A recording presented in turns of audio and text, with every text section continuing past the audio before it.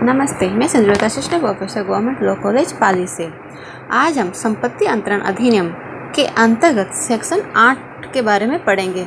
Section 8 के संबंध में क्वेश्चन पूछा जाता है कि मुख्य वस्तु के पीछे उसके उपसाधन जाते हैं या जो उपसाधन है वे मुख्य वस्तु का अनुगमन करते हैं। इस सिद्धांत को संपत्ति अंतरण अधिनियम के प्रावधानों के अनुसार समझाइए। संपत्ति अंतरण अधिनियम के प्रावधानों के अनुसार समझाइए, या फिर all interest and legal incidents thereof are comprise in transfer. यानी जब संपत्ति का ट्रांसफ़र किया जाता है तो जो सारे इंटरेस्ट है, सारे अधिकार रहित है, उसके जो सारे विधिक प्रसंगतियाँ हैं दोनों का ही ट्रांसफ़र होता है। या फिर the accessory follows the principal, यानी कि जो सहायक है वो प्रिंसिपल का यानी मुखिया है उसको फॉलो करती है, अनुगमन करती है। तो ये कथन किसके संबंध में है? ये कथन सेक्शन 8 के संबंध में है। सेक्शन 8 क्या कहता है? सेक्शन 8 इफेक्ट ऑफ ट्रांसफ़र बताता है, यानी कि जब किसी प्रॉपर्टी का ट्रांसफ़र हो जाता है तो उसका क्या जो पक्षकार है उस पर क्या प्रभाव पड़ता है। तो इस जो सेक्शन 8 है उसमें कहा गया है कि जब तक कि कोई भिन्न आशय अभिव्यक्त न हो या आवश्यक रूप से विवक्षित न हो, संपत्ति का अंतरण अंतरिति को तत्काल ही संपत्ति में के समस्त हित और उसके विधिक प्रसंगतियों में के उस समस्त हित का संक्रमण कर देता है, जिनका संक्रमण करने के लिए अंतरक तब समर्थ होता है। यानी कि जैसे ही अंतरक यानी जो ट्रांसफरर है संपत्ति का अंतरण यानी ट्रांसफर को करता है, अंतरित को करता है, तो जो अधिकार जो हित जो ट्रांसफरर के अंतर्गत है, जिस समय वो ट्रांसफ़र कर रहा है, तो जो सारे के सारे अधिकार उसके विधि प्रसंगतियों के साथ साथ किस में ट्रांसफ़र हो जाएंगे? ट्रांसफरी में, अंतरित में ट्रांसफ़र हो जाते हैं। तो जैसे ही संपत्ति का ट्रांसफ़र हुआ, जो ट्रांसफरर में जो अंतरक है उसके अंदर जो संपत्ति में के जो समस्त हित उनका ट्रांसफ़र हो जाएगा, और इसकी जो विधि प्रसंगतियों में के समस्त हितों का भी ट्रांसफ़र किस में हो जाता है? ट्रांसफरी में हो जाता है। इसमें सेक्शन 8 में बात कही गई है कि संक्रमण करने के समय जो हित जिनका ट्रांसफ़र करने के लिए अंतरक समर्थ हो मतलब इसके समय में लैटिन मैक्सिम है नेमो डेट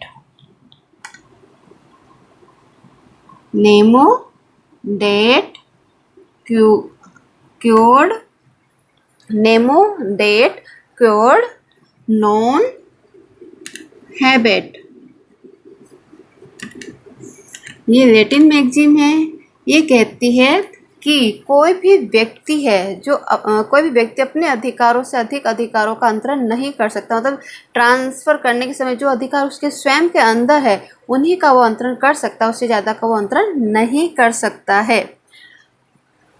और इसमें एक बात और कही गई है कि जब तक कि कोई भिन्न आशय अभिव्यक्त ना हो, मतलब यदि अंतरण करता है संपत्ति के अंतरण के समय अपने लिए कुछ हित आरक्षित रखना चाहता है, सुरक्षित रखना चाहता है, तो वह इसके लिए जो उन्होंने ट्रांसफ़र डीड तैयार की है पार्टीज़ ने, ट्रांसफ़र डीड में उसके लिए वो मेंशन करेगा। जैसे कि कोई लैंड का ट्रांसफ़र हो रहा है, मकान का ट्रांसफ़र हो रहा है, तो वहाँ पर वो उसका ट्रांसफ़र कर रहा है परंतु उसका सेल नहीं कर रहा है, तो वहाँ पर वो लिखेगा कि उसको पट्टे पे दे रहा है या बंधक के लिए दे रहा है, उसको बंधक ऋण चाहिए तो उसको बंधक रख रहा है। जहाँ पर ऐसा मेंशन नहीं होता है तो वहाँ पर संपूर्ण हित का ही ट्रांसफ़र होता है। तो जहाँ पर पक्षकार ने अपना आशय अभिव्यक्त कर दिया है, अपने जो ट्रांसफ़र डीड उन्होंने तैयार किया उसमें मेंशन कर दिया है, तो संपूर्ण हित का ट्रांसफ़र नहीं होता है। जितने के लिए उसमें लिखा है उन्हीं हितों का ट्रांसफ़र होगा, उससे ज़्यादा का ट्रांसफ़र नहीं होता है। सेक्शन 8 के संबंध में ही एक केस है, प्रभात कुमार बेहरा वर्सेस ताहरा खातून एंड अदर्स। ये 1978 का केस है। इस केस में कहा गया कि अंतरण के साथ साथ संपत्ति में सारे हित तथा सारी कानूनी प्रसंगतियों में जो पूर्ण हित है उनका भी अंतरण होता है। अब है विधिक प्रसंगतियाँ क्या होती है। जो सेक्शन 8 में वर्ड यूज किया है, समस्त हितों का ट्रांसफर होगा, साथ ही विधिक प्रसंगतियों में भी जो भी हित है वो उनका भी ट्रांसफर होता है। तो विधिक प्रसंगतियाँ क्या होती है, लीगल इंसिडेंट्स क्या होते हैं। विधि प्रसंगति से तात्पर्य ऐसी वस्तु से है जो मूल वस्तु का अनुगमन करती है, अर्थात ऐसी वस्तु जिसका उपयोग मूल वस्तु के साथ साथ अधिकारतः हो जाता है, अधिकारतः ट्रांसफर होता है, या फिर जिसका उपयोग मूल वस्तु के साथ साथ ही अधिकार के रूप में किया जाता है, या जिसके उपयोग से मूल वस्तु का उपयोग आसान हो जाता है। जैसे कि मशीनरी है, कोई मिल है, जब उसका ट्रांसफ़र किया जाता है तो मिल के साथ में जो चल पुर्जे लगे हुए, जो मूवेबल पार्ट्स है, जैसे टूल्स है, कीज है, हैंडल्स है, उनका भी ट्रांसफ़र मशीनरी के साथ होता है। क्यों? क्योंकि उनके वो पार्ट्स मशीनरी के यूज़ करने के लिए आवश्यक इसेंशियल पार्ट्स होते हैं, वो भी ट्रांसफ़र होते हैं। तो जो सेक्शन 8 है टीपीए का, वो 5 प्रकार की संपत्तियों का अंतरण बताता है कि जब इन संपत्तियों का अंतरण होता है तो किन किन अधिकारों का ट्रांसफ़र अंतरित में, ट्रांसफरी में होगा। ये कौन कौन सी संपत्तियाँ हैं, इनके बारे में हम डिटेल में पढ़ते हैं। तो जो सेक्शन 8 है उसमें 5 प्रकार की संपत्तियों का ट्रांसफ़र बताया गया है। कौन कौन सी है? लैंड, मशीनरी, हाउस, डेब्ट या फिर एक्शनेबल क्लेम और मनी। जब इनका ट्रांसफ़र होता है तो इनके साथ साथ कौन कौन से अधिकारों का भी ट्रांसफ़र होता है, कौन कौन सी विधिक प्रसंगतियों का भी ट्रांसफ़र किया जाता है।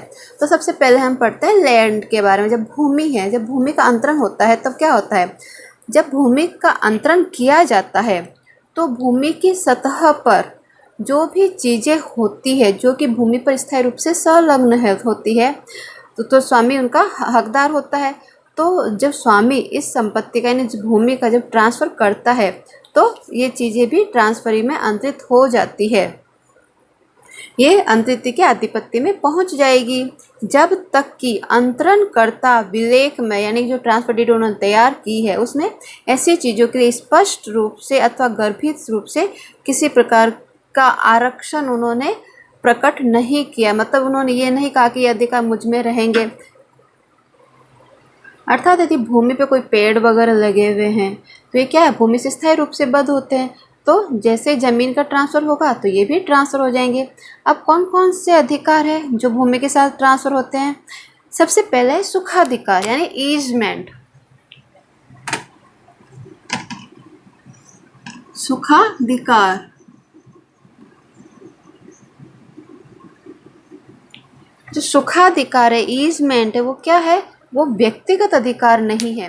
वो किस प्रकार का अधिकार है? वो लैंड से अटैच्ड अधिकार होता है। तो जैसे लैंड का ट्रांसफ़र होता है, लैंड के ट्रांसफ़र के साथ साथ सुखाधिकार भी ट्रांसफ़र हो जाता है। जैसे मार्ग का अधिकार है, प्रकाश का अधिकार है, हवा का अधिकार है, ये क्या लैंड से जुड़े हुए अधिकार है। यहाँ पे ट्रांसफरर ये नहीं कह सकता कि मैं अपनी लैंड तो तुम्हें ट्रांसफ़र कर रहा हूँ परंतु तो जो सुखाधिकार वो मेरे पास रहेंगे। ये लैंड से जुड़े होने का लैंड के साथ ही अंतरित होते हैं।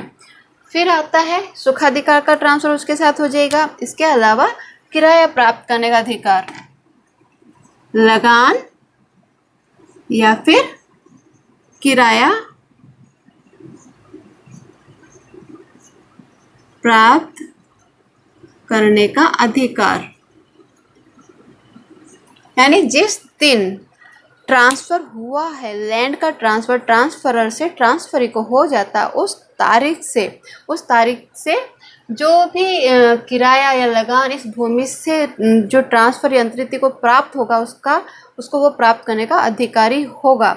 इस ट्रांसफ़र से पहले तो प्राप्त करने अधिकारी कौन होता है? ट्रांसफरर होता है। जब ट्रांसफ़र हो गया संपत्ति का तो ये अधिकार किसको अंतरित हो गया है? ट्रांसफरी को हो गया है। इसके बाद है सारी भूबद्ध वस्तुएं।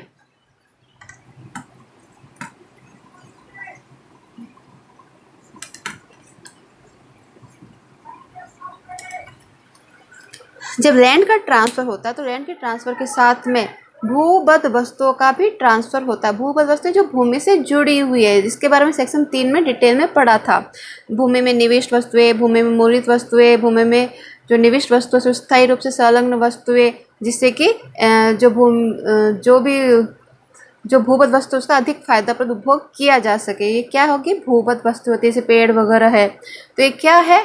कोई पेड़ है, कोई दीवार वगैरह है, तो ये सारे भूबद्ध वस्तुओं में आता है। तो जब लैंड का ट्रांसफ़र होता है तो तीनों अधिकारों का भी ट्रांसफ़र लैंड के साथ ही हो जाता है।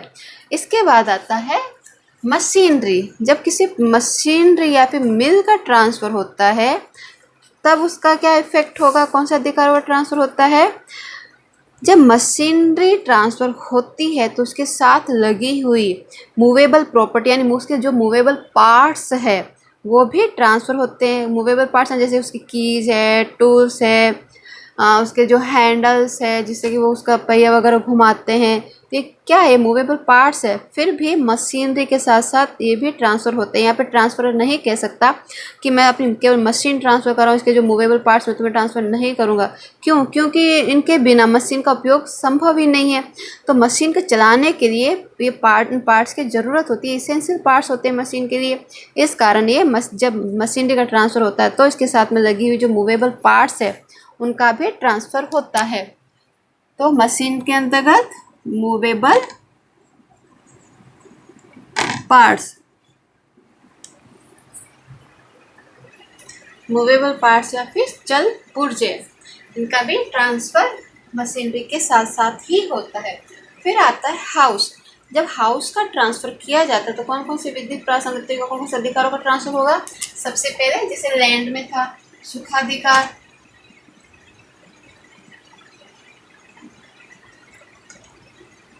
सुखाधिकार का ट्रांसफ़र होता है क्योंकि ये लैंड से अटैच होता है, ये इस हाउस से अटैच है। जैसे कि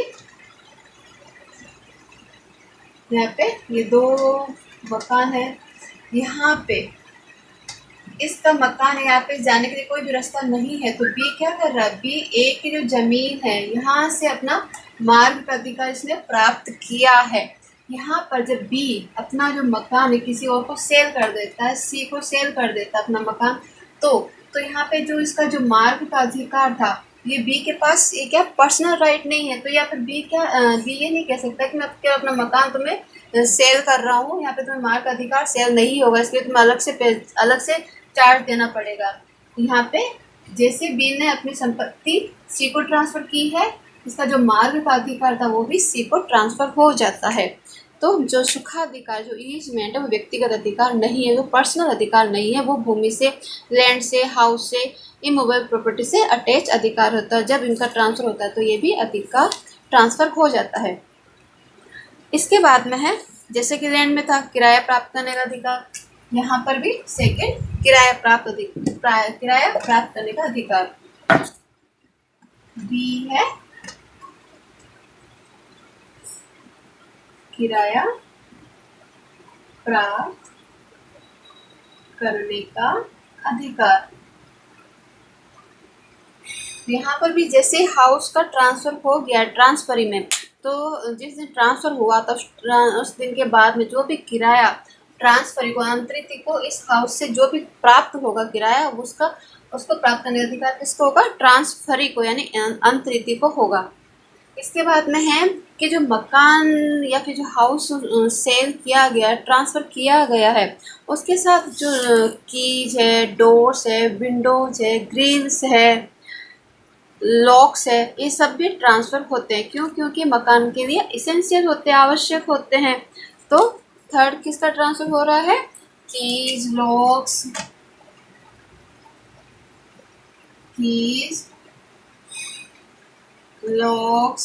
डोर्स, विंडोज, ग्रिल्स, इन सभी चीज़ों का भी मकान के साथ में ट्रांसफ़र हो जाता है। तो एक क्वेश्चन पूछा जाता है, इनमें से कोई पूछ लेते हैं जब इसका ट्रांसफ़र होगा तो इसके साथ साथ कौन कौन से अधिकारों का ट्रांसफ़र होगा, तो इन सबका याद रखना। भूमि के साथ किन किन अधिकारों का ट्रांसफ़र हो रहा है, मशीनरी के साथ में किसका ट्रांसफ़र हो रहा है, हाउस का ट्रांसफ़र हो तो कौन कौन से अधिकारों का ट्रांसफ़र होगा। इसके बाद में है डेप्ट या फिर अनुयोजित दावे। जब भी कोई ऋण का ट्रांसफ़र किया जाता है तो ऋण के जब कोई व्यक्ति ऋण लेता है तो उसके लिए क्या रखता है, सिक्योरिटी रखता है कि उसका ऋण जो भी ऋण दे रहा है वो अपने पास वो सिक्योरिटी रखता है कि उसका ऋण सुरक्षित रहे। तो यहाँ पे जब ऋण या फिर अनुयोजित दावों का ट्रांसफ़र होता है तो किसका अंतरण होता है, सिक्योरिटी का भी ट्रांसफ़र होता है।